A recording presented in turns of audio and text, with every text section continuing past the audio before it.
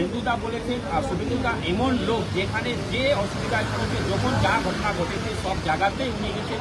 উনি রামপুরহাটে গেছেন, যেখানে ঘটনা ঘটেছে সেখানে সেখানেও গেছেন। উনি তো বলেননি যে সেখানে মুসলিমরা মারা গেছেন আমি যাব না, যেখানে হিন্দু লোক মারা গেছেন সেখানেও গেছেন। উনি তো কোনোদিনও কোনো জায়গাতে বারণ করেননি যে আমি ওখানে যাব না। সব জায়গাতে উনি যেখানে যে যা ঘটনা ঘটেছে, সেটা হিন্দু মারা যাক কিংবা মুসলিম মারা যাক, যে কে মারা, সব জায়গাতে উনি পছন্দ। সুতরাং উনার যে বক্তব্য আছে সেটাকে আমার মনে হয় যে ভুলভাবে উপস্থাপনা করা হয়েছে। হ্যাঁ, একটা কথা মনে করেন, আমি আপনার সব কাজ করলাম, সব কিছু আপনাকে দিলাম, কিন্তু যখনই কিছু হলো আপনি মানে অন্য কাজ করে ফেলেন। আমাদের বক্তব্য ওই জায়গাতে আজকে ধর্ম জাত নির্বিশেষে আজকে মোদিজি সব জিনিস সকল পুরো দেশের মানুষকে দিচ্ছেন, জল থেকে নিয়ে ফ্রি রেশন থেকে নিয়ে ফ্রি ভ্যাকসিন থেকে নিয়ে ফ্রি বাড়ি থেকে নিয়ে সব কিছু দিচ্ছে।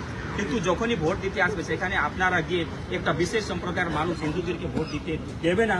তো সেই জায়গাতে যদি আমি বলি, সেটাও যদি কেউ এটাকে ভুলভাবে উপস্থাপনা করে, তাহলে আমি মনে করি না যে কোনো শুভেন্দুবাবু কোনো মানে যা বলেছেন, আমি মনে হয় যে সব জায়গাতে তিনি পৌঁছান।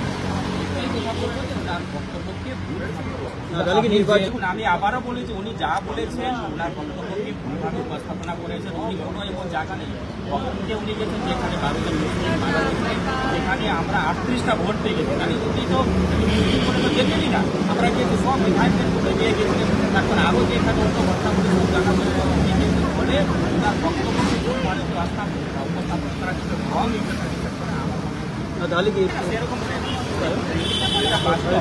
যে আমরা যার জন্য করলাম, ঠিক আছে, করলাম মানে কি, সকলে রেশন পেয়েছি, সকলে জল পেয়েছি, সকলে বাড়ি দিয়ে দিয়ে, ঠিক আছে, আমাকে ভোট দিল তারপরে যে বলা হচ্ছে এরকম কোনো ব্যাপার নেই। যে অন্য মানুষ যারা ভোট দিবে তাদেরকে আমি কেন আটকাবো? এটা তো গণতান্ত্রিক অধিকার, সকলে ভোট দিতে পারে। আপনি সব সুযোগ সুবিধা ভোগ করবেন, আর অন্য লোককে আপনি আটকাতে যাবেন। সেই জায়গাতে যদি বলতে গিয়ে কে বলে সম্প্রদায় ভুল বলেছেন, আমার মনে হয় তাহলে এখানে দেখবেন আমরা তো টিএমসি মতন করি না যে আপনি বিজেপিকে জিতিয়েছেন, বিজেপির এমএলএ, তাহলে 100 দিনের কাজ নিতে গেলে বিজেপির এমএলএর কাছে যান। আপনারা বিজেপিকে ভোট দিয়ে এমপি বানিয়েছেন, আপনি কিছু সুযোগ সুবিধা, সরকারি সুযোগ সুবিধা পেতে গেলে আপনি বিজেপির কাছে না। বিজেপি তো কোনোদিনও বলেন, যদি বিজেপি বলতো তাহলে তো আজকে পশ্চিমবঙ্গের মানুষরা ঘর পেত না, আজকে পশ্চিমবঙ্গের মানুষরা জল পেত না, আজকে পশ্চিমবঙ্গের মানুষরা রেশন পেত না।